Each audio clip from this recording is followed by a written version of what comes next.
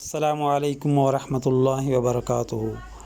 انس بن مالک رضی اللہ تعالیٰ عنہ نبی صلی اللہ علیہ وسلم سے بیان کرتے ہیں، آپ نے فرمایا، جانتے ہو چغلی کیا ہے؟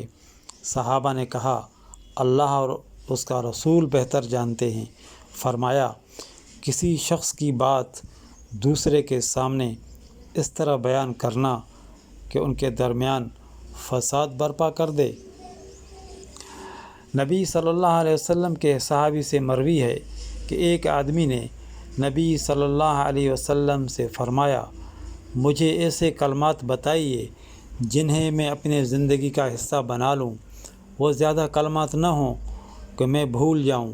آپ صلی اللہ علیہ وسلم نے فرمایا، غصے سے بچو۔ اس نے پھر وہی بات دہرائی تو آپ صلی اللہ علیہ وسلم نے فرمایا، غصے سے بچو۔ حضرت عبداللہ بن عباس رضی اللہ تعالیٰ عنہما سے مروی ہے کہ ایک آدمی نبی صلی اللہ علیہ وسلم کے پاس آیا اور کہا، میرے والد فوت ہو گئے اور حج نہ کر سکے، کیا میں ان کی طرف سے حج کر لوں؟